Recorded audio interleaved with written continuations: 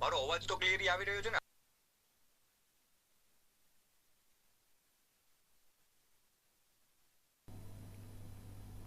નમસ્કાર દર્શક મિત્રો, કરંટ ટોપિકમાં હું પીનલ આપ સૌનું સ્વાગત કરું છું. વાત કરી રહ્યા છે આજે વિદ્યાર્થીઓમાં વધતા આત્મહત્યાના બનાવોને લઈને.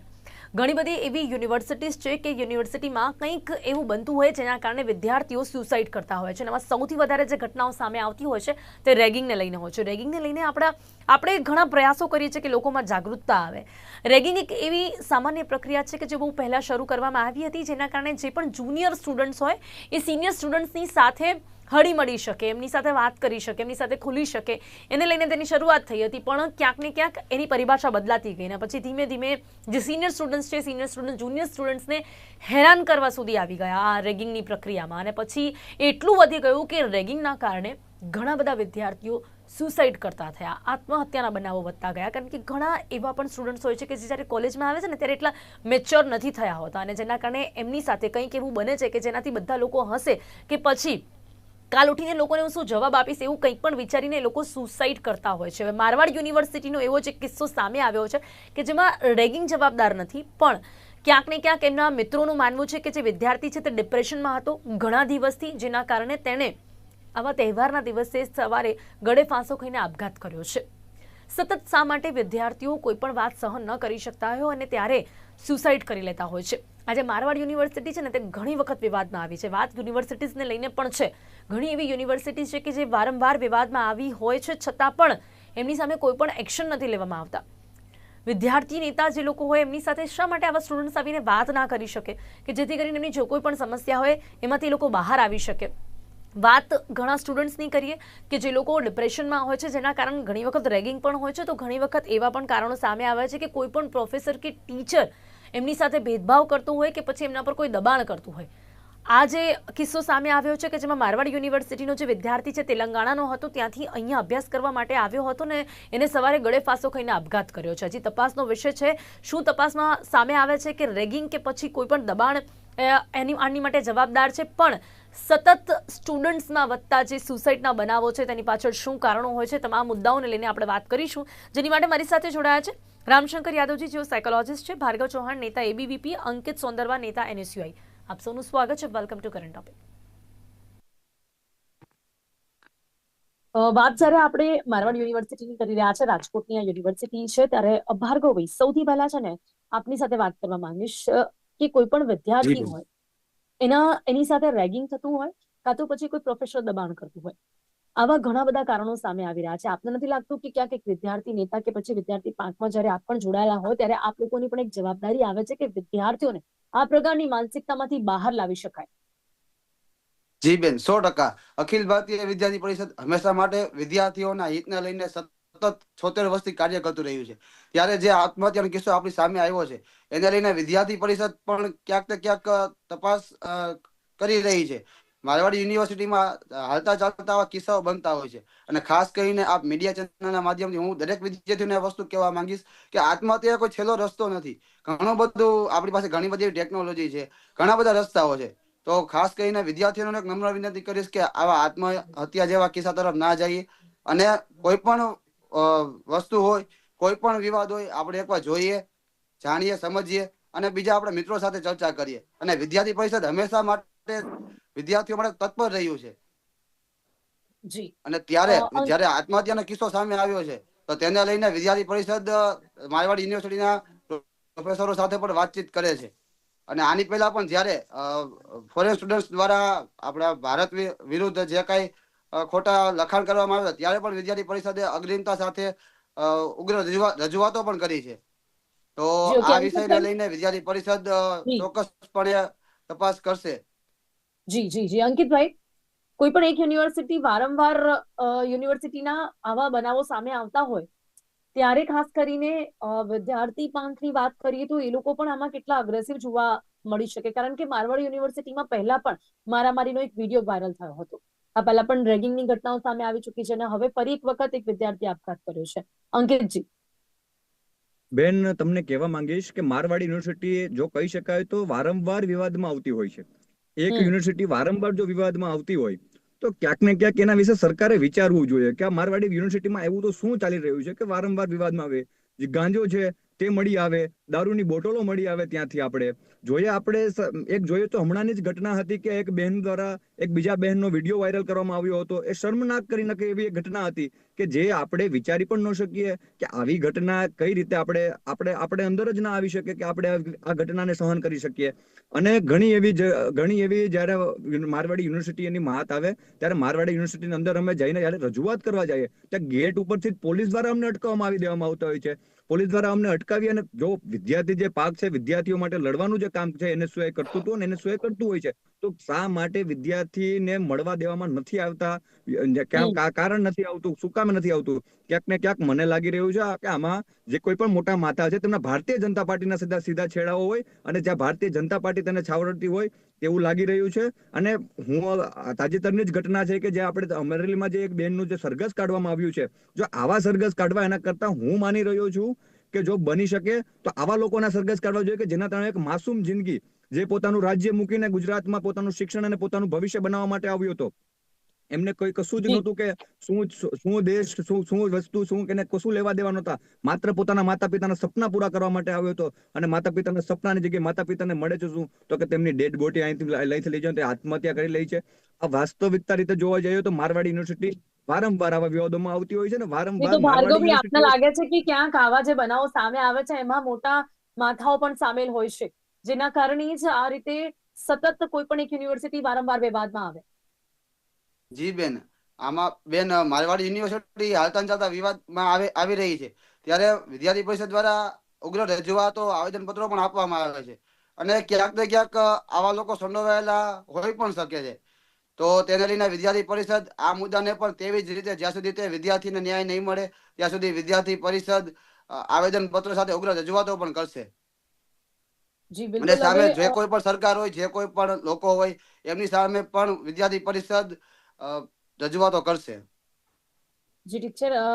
રામશંકરજી આપણી સાથે છે. રામશંકરજી, આપને શું લાગે છે કે જે વિદ્યાર્થીઓ છે, ચલો આ લોકો તો પોતાની રીતે કયા મોટા માથાઓ સંડોવાયેલા છે કે પછી વિદ્યાર્થી નેતા તરીકે એમને જે કંઈ પણ કરવું હોય તેના વિશે વાત કરી રહ્યા છે, પણ એક વિદ્યાર્થી ઉપર શું વીતે કે જ્યારે એની સાથે રેગિંગ થઈ હોય અને એ પ્રકારની રેગિંગ કરવામાં આવે કે જેથી કરીને બીજા દિવસે કોઈને મોઢું ના બતાવી શકે, કે પછી ક્યાંક એમની જે સહનશીલતા હોય એટલી ઓછી હોય, સહન શક્તિ એટલી ઓછી હોય. અને ઘણા એવા વિદ્યાર્થીઓ કે જે પહેલાથી જ આ બધું જેમને ના જોયું હોય, કારણ કે જયારે પણ કોઈ એક વ્યક્તિ છે ને સ્ટુડન્ટ એટલે ક્લાસનો સ્ટુડન્ટ, સ્કૂલનો સ્ટુડન્ટ અને પછી કોલેજનો સ્ટુડન્ટ બનતો હોય ને, એ સમયે એમની જે માનસિકતા હોય ને કેટલી નબળી હોઈ શકે છે. અચાનક એમની સાથે આવું કંઈક બને તો એ તમને આત્મહત્યા સુધી દોરી જાય છે. રામશંકરજી,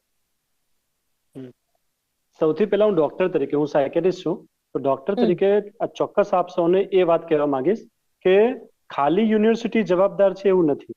કદાચ યુનિવર્સિટીના લોકો કેટલાક જવાબદાર હોઈ શકે, કદાચ ને કોઈ પોલિટિકલ બચાવના અંતે જુદા જુદા કારણો જે લોકો કહી રહ્યા છે હોઈ શકે, પણ મોટા ભાગના કિસ્સાઓમાં પર્સનલ કારણ પણ જવાબદાર હોય છે. તો આની અંદર આપણે શરૂઆતથી જેવું આપણે એવું કહી ના શકીએ કે કારણો કયા છે. કારણો તો તપાસ કર્યા પછી જ ખબર પડે. ઘણી વખત આજકાલના જે યંગસ્ટર છે, આજકાલના યંગસ્ટર ઘણા ફેક્ટર હોય છે જેના કારણે સાયકોલોજીકલ ડિસ્ટર્બન્સ ફીલ કરતા હોય છે. હવે ભણવાનું પ્રેશર કેટલું છે, એ લોકો મોબાઈલનો યુઝ કેટલો કરે છે, મોબાઈલના યુઝના થ્રુ, જુદી જુદી ચેનલોના થ્રુ, જુદી જુદી ગેમના થ્રુ પૈસાનો લોસ થયો છે કે નહીં, મે બી રેગિંગ એક કારણ હોઈ શકે. રેગિંગમાં ઘણીવાર શું થતું હોય છે કે જો રેગિંગનું લેવલ વધારે હોય, શરમજનક સ્થિતિમાં લઈ જાય, અમુક વિડીયો લીધા હોય, અમુક વિડીયોના કારણે એ ડર હોય કે જો આ વિડીયો મારા ફેમિલી સુધી પહોંચે, કાં તો આવા વિડીયો સ્પ્રેડ થઈ જાય, કે જુદા જુદા સાયકોલોજીકલી જે ડર ભેગો થાય છે કે શું થશે. તો રેગિંગમાં ઘણી વખત એવા બનાવો બનતા હોય છે કે એ લેવલ સુધી જે પ્રેશરાઇઝ કરવામાં આવતું હોય છે, અમુક એવા વિડીયો લેવામાં આવે છે, અમુક એવી ધમકીઓ આપવામાં આવે છે જે ઘણી ખરી વખત વિદ્યાર્થીઓ મિત્રો કોઈને શેર નથી કરી શકતા, અને અંદર ઘૂંટાવાના કારણે મારું ફેમિલી બદનામ થશે, મારું ફ્યુચર બગડી જશે, અને સો ઘણી બધી નિરાશા, હતાશા જ્યારે એ લોકોના મનમાં વધી જતી હોય છે ત્યારે કોઈને શેર કરવાના બદલે એ લોકો સુસાઇડનું પગલું ભરતા હોય છે. તો ઘણી વખત એવું હોય છે કે રેગિંગના કિસ્સામાં એ લેવલનું ટોર્ચરિંગ કે એ લેવલનું કશું થયું હોય તો સુસાઇડ થઈ શકે, પણ આપણે આ ભૂલવું ના જોઈએ કે રેગિંગ સિવાયના પણ કિસ્સાઓ બનતા હોય છે. સુસાઇડ જો થાય છે તો સુસાઇડ પાછળ ઘણા કારણો હોય છે. એ બાળક પોતે સાયકોલોજીકલી ડિસ્ટર્બ હતો કે નહીં, એને ડિપ્રેશન હતું કે નહીં. ડિપ્રેશન એ મોસ્ટ કોમન ફેક્ટર છે જેમાં 60 to 70% સુસાઇડનું રિસ્ક વધારે હોય છે, એ કોઈ વ્યસન કરતો હતો કે નહીં. જો વિદ્યાર્થી સાઈડથી કોઈ પણ વીકનેસીસ ના હોય તો આપણે જુદા જુદા પરિબળો ચોક્કસ આપણે તપાસવા જોઈએ કે જુદા જુદા પરિબળો, જેમ કે રિલેશનશિપ વાળો આસ્પેક્ટ છે, મોબાઈલ સાથે જોડાયેલું જાત જાતની વસ્તુ જે હોય છે આજકાલ જોવા મળે છે. ત્રીજી વસ્તુ છે કેમ્પસનો માહોલ કેવો છે, ને ચોથી વસ્તુ છે રેગિંગ સાથે જોડાયેલી કોઈ ઘટના બની છે કે નહીં. એટલે જુદા જુદા ફેક્ટર તપાસ કર્યા વગર ડાયરેક્ટલી કોઈ એકનો વાંક કાઢવો જોઈએ નહીં. બિલકુલ, હાલ તો અત્યારે આ તપાસનો વિષય છે, પણ આપણે એ વાત કરી રહ્યા છીએ કે ઘણા બધા કિસ્સાઓમાં રેગિંગ જ સામે આવતું હોય છે, કે રેગિંગના કારણે સુસાઇડના કેસો ખૂબ જ વધતા જોવા મળે છે. અને આજના સમયમાં પણ આવું બને ને ત્યારે આપણને ચિંતા થાય કે આટલી જાગૃતતાનો આપણે પ્રયાસ કરીએ, ક્યાંક લોકોને સમજાવવાનો પ્રયાસ કરીએ, છતાં પણ શા માટે આવા બનાવો સામે આવતા હોય છે. હવે અંકિતજી, વાત અહીંયા એ છે કે જે આ યુનિવર્સિટી છે, કે જે રીતે આ યુનિવર્સિટીમાં બન્યું છે, આવી ઘણી બધી કોલેજો હોય કે જેમાં રેગિંગના કારણે આવું બનતું હોય છે, ત્યારે NSUI હોય કે ABVP હોય, કોઈ પણ વિદ્યાર્થી નેતા કે તમે બધા જ મળીને શું એક એવું એટમોસ્ફિયર ક્રિએટ ના કરી શકો કે જેમની સાથે પણ આવું કંઈક બનતું હોય તો એ આપ લોકોની સાથે આવીને વાતચીત કરી શકે, આપ લોકો એમની પડખે ઉભા રહી શકો અને ક્યાંક એવું પગલું ભરતા એમને અટકાવી શકીએ? બેન, હું આપણે જણાવવા માંગીશ કે NSUI દ્વારા એક હેલ્પલાઇન નંબર, અને હેલ્પલાઇન માની શકો કે રાજકોટ હોય કે ગુજરાતના કોઈ પણ સિટી હોય તો એમાં અમારા NSUI ના જુદા જુદા હોદ્દેદારોનો નંબર આવેલા જ હોય છે, નંબર આપેલા જ હોય છે, કે જે કોઈ પણ વિદ્યાર્થીઓને જે કંઈ પણ માહિતી હોય તે માહિતી અમારા પ્રત્યે ગુપ્ત રહેશે, અને અમે આપની જે કંઈ પણ લડત છે તેને સાયલેન્ટલી લડી અને આપને જે કંઈ પણ ન્યાય છે તે ન્યાય અપાવવાનું કામ NSUI દ્વારા અવારનવાર કરવામાં આવતું હોય છે.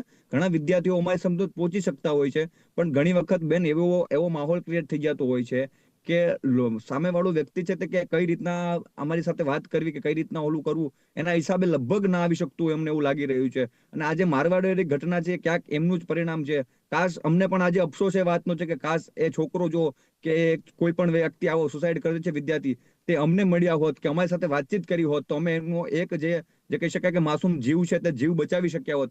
એનું અમને પણ દુઃખ હોય છે. આમ જ્યારે કોઈ પણ વિદ્યાર્થી ઓલું કરતો હોય છે ત્યારે દુઃખ થાય છે, પણ માત્ર ને માત્ર જ્યારે અમે રજૂઆત કરવા જાય છે ત્યારે ગેટ ઉપરથી, મેં અગાઉ પણ કીધું છે, અત્યારે પણ કહું છું કે ગેટ ઉપરથી વિદ્યાર્થી પાર્કને રોકી લેવામાં આવે, વિદ્યાર્થી આગેવાનોને રોકી લેવામાં આવે અને પોલીસ દ્વારા જ રોકવામાં આવે. ત્યારબાદ આવી ઘટનાઓ થાય અને ત્યારબાદ માનનીય હર્ષ સંઘવી સાહેબ, ગૃહમંત્રી સાહેબ સામે આવશે અને કહેશે કે કોઈ પણ ચમરબંધીને છોડવામાં નહીં આવે. તો ક્યાં ચમરબંધીની વાત કરો છો? અગાઉ પણ આવા કિસ્સા બની ચૂક્યા છે, હાલમાં પણ આવા કિસ્સા બનવાના છે, અને જ્યાં સુધી આમના નિયંત્રણ નહીં કરવામાં આવે ત્યાં સુધી દુઃખની વાત છે કે આવા કિસ્સા બનતા રહેશે. તો હું આપના માધ્યમથી જો આપ જે કોઈ પણ વાલીઓ છે, જે કોઈ પણ વિદ્યાર્થી છે, તેમને કહેવા માંગુ છું કે વાલીઓને કહેવા માંગુ છું કે જો તમારો બાળક તમને લાગે કે કોઈ ડિપ્રેશનમાં છે કે થોડા દિવસથી તેનામાં કોઈ ચેન્જ દેખાઈ રહ્યો છે તો તમે તેમની સાથે વાત કરો, એક મિત્ર તરીકે વાત કરો. અને જો કોઈ વિદ્યાર્થી હોય કે જે કોઈ આપના માધ્યમથી મારો અવાજ પહોંચતો હોય તો તમે એની ટાઈમ એની વેલ તમે મારો કોન્ટેક્ટ કરી શકો છો. તમારો જે કંઈ પણ ન્યાય છે તે ગુપ્ત રાખી અને તમારો ન્યાય અપાવવાનું કામ NSUI અમે કરવાના છીએ. જી જી જી જી, આપનું શું માનવું છે ભાર્ગવભાઈ, કે ક્યાંક લાગે છે આપને કે વિદ્યાર્થી પંથના જે નેતાઓ છે એ લોકો જો પ્રયાસ કરતા હોય વિદ્યાર્થીઓની સાથે વાતચીત કરવાનો, તો શું એમને નથી વાત કરવા દેવામાં આવતા? જી બેન, વિદ્યાર્થી પરિષદ માત્ર રાજકોટ નહીં, ગુજરાત નહીં, પરંતુ સમગ્ર ભારતભરમાં છેલ્લા 76 વર્ષથી કામ કરે છે.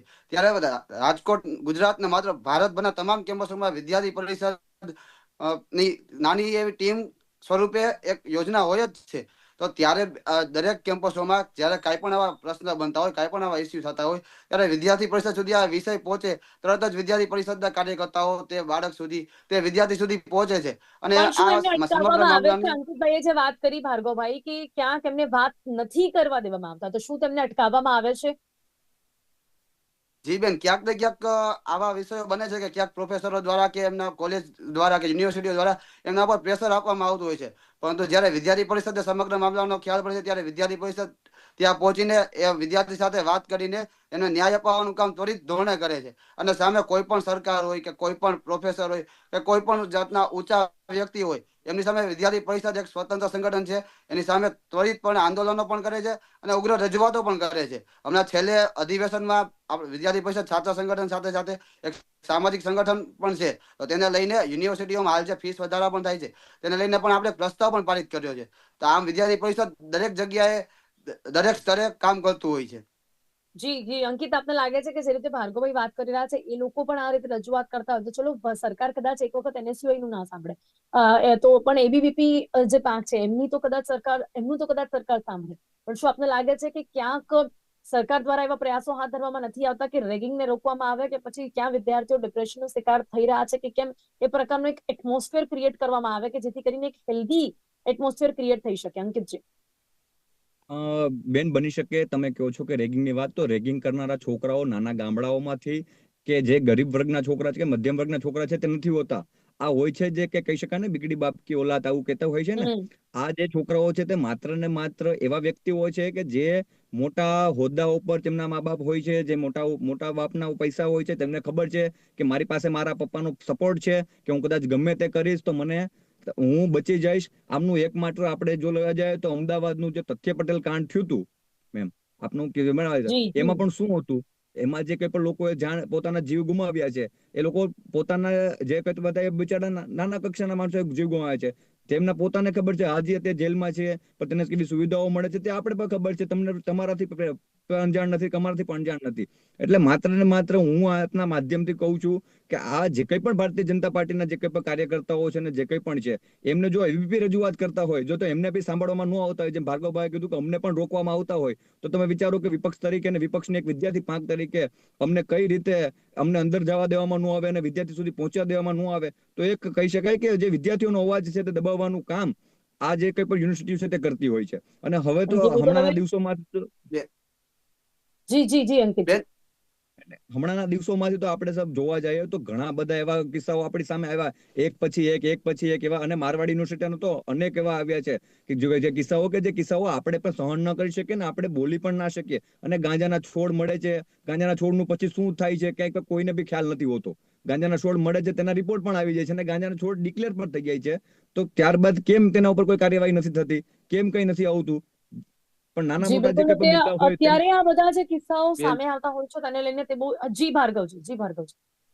બેન, જેમ મેં અગાઉ પણ કીધું કે વિદ્યાર્થી પરિષદ જે છે એ કોઈ સરકાર સાથે જોડાયેલું સંગઠન નથી. વિદ્યાર્થી પરિષદ એક સ્વતંત્ર સંગઠન છે. જેમ અંકિતભાઈ હમણાં વાત કરી કે આ રીતે વિદ્યાર્થી પરિષદ વાત કરવા છતાં પણ આવું થાય છે, તો વિદ્યાર્થી પરિષદ સરકાર સામે પણ આંદોલન કરે છે. વિદ્યાર્થી પરિષદ 76 વર્ષથી સ્વતંત્ર સંગઠન રહ્યું છે અને હજુ પણ સ્વતંત્ર સંગઠન છે. શું લાગે છે કે અહીંયા જે આ વિદ્યાર્થીનો જે કિસ્સો સામે આવ્યો છે ને એમાં એના મિત્રોનું કેવું છે કે ઘણા સમયથી ડિપ્રેશનમાં હતો. હવે ઘણા સમય સુધી ડિપ્રેશનમાં રહેવું એનું કારણ શું હોઈ શકે અને એના હાવભાવ કેવા હોઈ શકે જેથી કરીને આસપાસના લોકો તેને સમજી શકે, પ્રોફેસર સમજી શકે, સ્ટુડન્ટ સમજી શકે? શું કહી શકાય છે, કેવી રીતે આવા વિદ્યાર્થીઓને બચાવી શકાય છે? સૌથી પહેલા ડિપ્રેશનના લક્ષણોની વાત કરું તો કોઈ પણ વિદ્યાર્થી જો ડિસ્ટર્બ હોય અને ડિપ્રેશનમાં હોય તો એના સ્વભાવમાં વર્તનમાં ઘણા ચેન્જીસ આવતા હોય છે કે લોકોથી જુદો રહેવા લાગે છે, વાત નથી કરતો, ગુમસુમ રહે છે, નાની નાની વાતે રડવા લાગે છે, ને ચીડિયાપણું થઈ જાય છે. નાની નાની વાતમાં એવા શબ્દો બોલી જતો હોય છે કે જિંદગીમાં જીવા જેવું શું, જિંદગી લોકો શું કામ જીવે છે, જિંદગી જીવાનો કોઈ મતલબ નથી. એવા ક્યુઝ આપતો હોય છે પોતાના કોમ્યુનિકેશનમાં. એટલે કોમ્યુનિકેશન પેટર્ન, વાતચીત કરવાની રીત ને હાવભાવમાં ફેરફાર આવે છે. ઘણી વખત એવા વિડીયો જોવે છે, એવા કન્ટેન્ટ જોવે છે સુસાઇડ સાથે જોડાયેલા, તો વર્તનમાં ઘણા ખરા. અને રૂમમાં જ રહે છે, રૂમમાં બંધ રહે છે, લોકો સાથે વાત નથી કરતો, બહાર નીકળતો નથી, લોકો સાથેનું કોમ્યુનિકેશન ઘટી જાય છે. એટલે આવા જુદા જુદા ફેક્ટર્સ, જાત જાતના સુસાઇડ સાથે જોડાયેલી વસ્તુ ગૂગલ ઉપર સર્ચ કરવી, તો એવી નાની નાની વર્તનમાં એટલે કે બિહેવિયરમાં જે ચેન્જીસ આવતા હોય છે એ બિહેવિયરના ચેન્જીસ એની આસપાસના લોકો જો ઓબ્ઝર્વ કરે તો એ લોકો એ વસ્તુ ચોક્કસપણે જાણી શકતા હોય છે મોટા ભાગના કિસ્સામાં કે આ વિદ્યાર્થી કે આ વ્યક્તિ ડિસ્ટર્બ છે.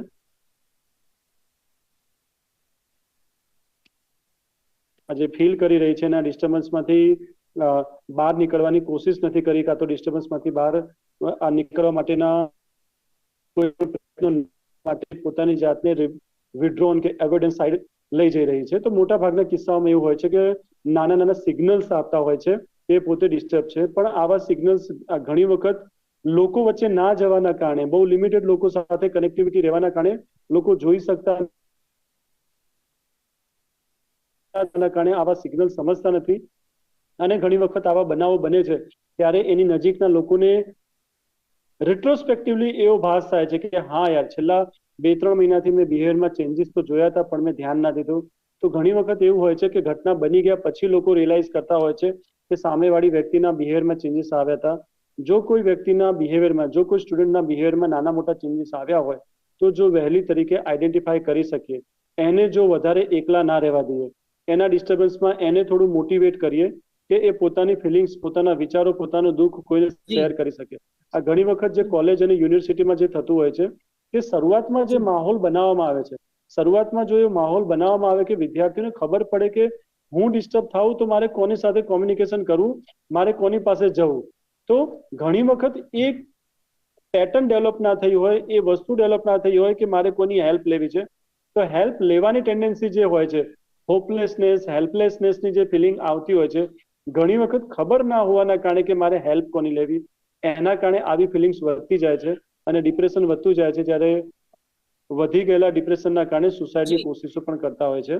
તો એ વાત પણ સાચી છે કે ઘણી વખત કિસ્સામાં એવું હોય છે કે સારા ઘરના છોકરાઓ રેગિંગ લેતા હોય છે, પણ એ મોટા ભાગના કિસ્સામાં જરૂરી નથી. કેમ કે તમે કેવા ગ્રુપમાં રહો છો, ગ્રુપમાં દરેક વેરાયટીના લોકો હોય છે. જ્યારે ગ્રુપમાં રેગિંગ થતું હોય છે, સિનિયરના ગ્રુપમાં રેગિંગ થતું હોય છે, ત્યારે બધી જ વેરાયટીના લોકો હોય છે. મોસ્ટલી પાટણ સાઈડ જે સુસાઇડનો કેસ થયો હતો ને એવું હોઈ શકે કે જેવી જેની માનસિકતા મેડિકલ સ્ટુડન્ટોમાં, મેડિકલ સ્ટુડન્ટોમાં જે ગ્રુપમાં એ લોકોની પણ ઘણી વખત માનસિકતા આવી હોય, ઘણી વખત બહુ પછાત એટલે ગ્રુપની જે માનસિકતા હોય છે, લોકો પણ એવા હોય કે જે લોકોની આ પ્રકારની માનસિકતા હોય.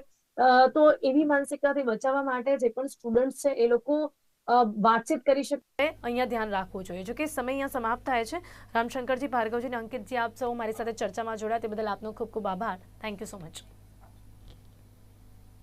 તો વિદ્યાર્થીઓમાં વધતા આત્મહત્યાના બનાવો વિશે આપણે વાત કરી છે. ખાસ કરીને મારવાડ યુનિવર્સિટી જે સતત વિવાદોમાં રહેતી હોય છે, તેમાં પહેલા પણ રેગિંગના કિસ્સાઓ સામે આવી ચૂક્યા છે, મારામારીનો વિડીયો વાયરલ થઈ ચૂક્યો છે અને હવે એક વિદ્યાર્થીએ ગળે ફાંસો ખાઈને આપઘાત કર્યો છે. તેનું શું કારણ છે તે તો તપાસનો વિષય છે, પણ ક્યાંક ને ક્યાંક રેગિંગ, ડિપ્રેશન અને કાં તો પ્રોફેસરનો કોઈ દબાણ, આ કારણો સામે આવી શકે છે. તો ક્યાંક જે યુનિવર્સિટીઝ છે, કોલેજ છે, એમાં કઈ રીતે એક હેલ્ધી એટમોસ્ફિયર ક્રિએટ કરી શકાય છે તેના વિશે સૌ કોઈએ વિચારવાની જરૂરિયાત છે.